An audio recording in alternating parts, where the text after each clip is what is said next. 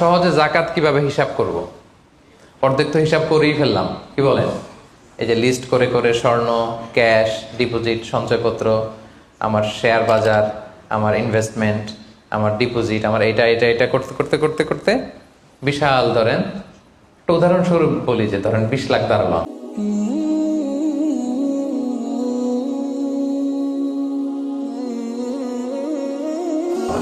লাখ টাকা স্বর্ণের দাম সহ ইত্যাদি সহ সবসময়।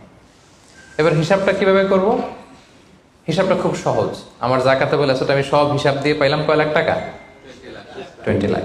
এবার আমার যদি ঋণ থাকে, আমি ঋণটা এখান থেকে বাদ দিব।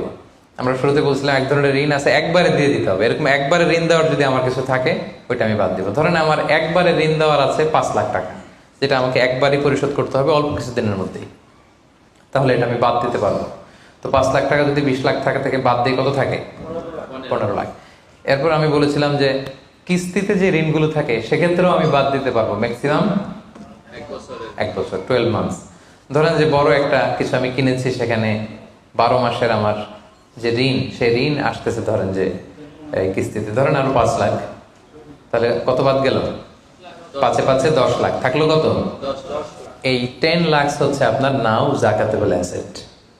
এই 10 লক্ষের উপর আপনি 2.5% জাকাত দিবেন। আর হিসাবটা যদি আপনি সূর্য বছর অনুযায়ী করেন তাহলে 2.58% দিবেন। সহজ হয়ে গেছে না মোটামুটি? হ্যাঁ, মোটামুটি সহজ হয়েছে না? এরপর এক একজনের এক এক ধরনের বিজনেস, এক এক ধরনের কোশ্চেন থাকবে। এটা পার্সোনালি কোনো মুফতির কাছে বা যে কোনো স্কলারের কাছে আপনার পার্সোনাল আলাদা করে হিসাব করা লাগলে এটা করে নেবেন। কিন্তু ওভারঅল জাকাতের কিভাবে ক্যালকুলেট করতে হয় এবং প্রসেসটা কি, রাইট প্রসেস, এটার একটা ধারণা তো আপনারা পেয়েছেন নাকি? বুঝতে পারছেন না সবাই? আচ্ছা, এরপরে বলেছিলাম ফসলের জাকাত, মানে কৃষি সম্পদের জাকাত। কিছু চাষ করলেই জাকাত দিতে হয় না, এটার একটা নিসাব আছে। সেটা হচ্ছে কমপক্ষে 18 মণ। কমপক্ষে কয় মণ? 18 মণ। কমপক্ষে 18 মণ হইলে ফসলের জাকাত দিতে। আল্লাহ বলেন, ইয়া আইয়ুহাল্লাযীনা আমানু আনফিকু মিন তাইয়্যিবাতি মা কাসাবতুম ওয়া মিম্মা আখরাজনা লাকুম মিনাল আরদ। জমিন থেকে যেটা উৎপন্ন করে দেই এটাও আল্লাহর রাস্তায় দান করো। ওয়া আতু হাক্কাহু ইয়াওমা হাসাদি, যেদিন ফসল হারভেস্টিং করে ঘরে তুলবেন ওই দিনই জাকাত দিতে হবে। মজার ব্যাপার হচ্ছে ফসলের ক্ষেত্রে বা কৃষিজ পণ্যের ক্ষেত্রে কিন্তু 1 বছর অপেক্ষা করা লাগে না। এর আগে টাকা পয়সা, স্বর্ণালঙ্কার এগুলো 1 বছর আছে কিনা দেখতে হয়। কিন্তু যারা কৃষি কাজ করে ফসলের ক্ষেত্রে 1 বছর 1 বছর নাই, ফসল যেদিন কাটবেন ওই দিনই ফসলের জাকাত। তো ফসলের জাকাতের জন্য 1 বছর ওয়েট করা লাগে না।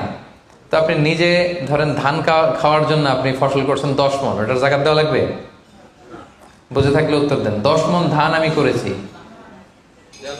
কেন লাগবে না? 18 মণ হয় নাই। দেখেন শরীয়ত কত সুন্দর, কিছু আপনি করলেই জাকাত দিতে বলে নাই। এটা একটা স্ট্যান্ডার্ড আছে। লাইসা ফিমা দুনা খামসাতে আউসুকিন সাদাকা, 5 ওসাকের নিচে জাকাত হয় না। 1 ওসাকে কত এভাবে হিসাব করে বের করা হয়েছে 720 কেজি, 18 মণ। 18 মণের নিচে হইলে জাকাত দেওয়া লাগবে না। আরেকটা ব্যাপার হচ্ছে যে কোনো ফসলে জাকাত হয় না যে ফসলগুলোকে গুদামজাত করা যায়। পচনশীল যদি হয় হবে না। যেমন আম রাখা যায়, কলা রাখা যায়, পেঁপে রাখা যায়, শাকসবজি রাখা যায়। রাখা যাবে হচ্ছে চাল, ডাল, গম, ভুট্টা, খেজুর, এগুলা।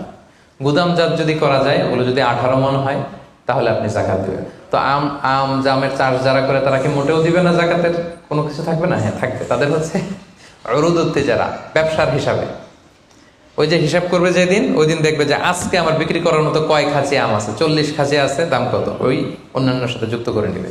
কিন্তু ফসলের দিতে হইলে কমপক্ষে 18 মণ, এবং এটা গুদামজাত করা যায় এমন পণ্য হইতে হবে।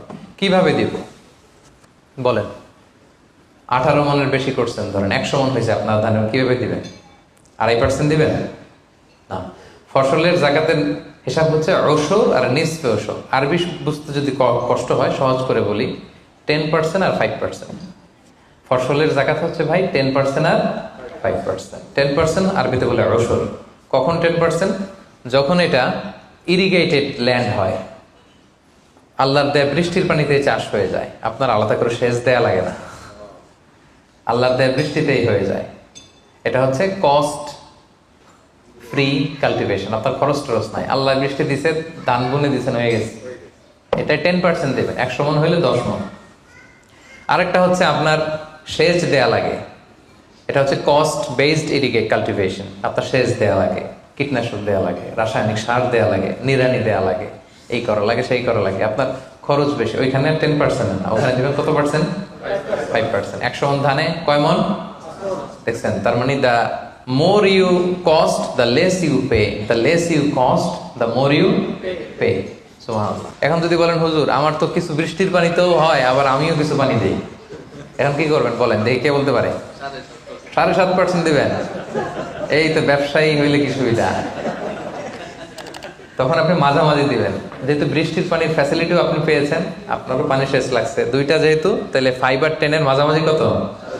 7.5। তো আপনি তখন 7.5% দিবেন। এটা হচ্ছে বিশাল আলোচনারে এক নির্যাস আমি আপনাদেরকে শোনালাম। চলে গেল কৃষি সম্পদ। এবার পশু সম্পদের জাকাত কিভাবে দিবেন?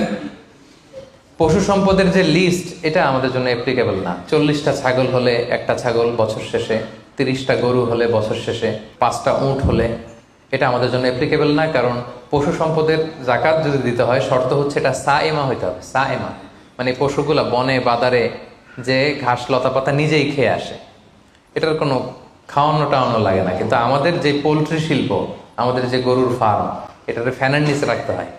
অস্ট্রেলিয়ান গাভী যারা পালে দেখবেন উপরে ফ্যান, যে দারোয়ান ওর ফ্যান নাই, কিন্তু গরুর উপরে ফ্যান। কারণ এই বাতাস না খেলে ওটা বাঁচবে না, ওইটারে ইঞ্জেকশন দিতে হয়, ওইটারে এই দিতে হয়, ওইটারে ভুসি খাওয়াও, ওইটারে এই খাওয়াও। তো এই পোলট্রি শিল্প, হ্যাচারি শিল্প, দুধের বিজনেস যারা করে, তাদের আসলে রাসূল সাল্লাল্লাহু আলাইহি ওয়াসাল্লাম যে পশু সম্পদের জাকাতের যে লিস্ট বলেছেন, ওইটার আওতাভুক্ত হবে না। তো তারা কি কোনো জাকাত দিবে না? দিবে। ওই যে উরুদুত্তি যারা ব্যবসায়ের পণ্য হিসেবে, আমি দুধ বিক্রি করি, সো আজকে যখন আমি হিসাব করব, আমি দেখবো যে আমার কত লিটার রেডি টু সেল, জানলাম যে 300 কেজি আজকে আমার দুধ আছে, এটা বিক্রি হবে, এটার দাম কত, এটা আমি যোগ দিয়ে দিব।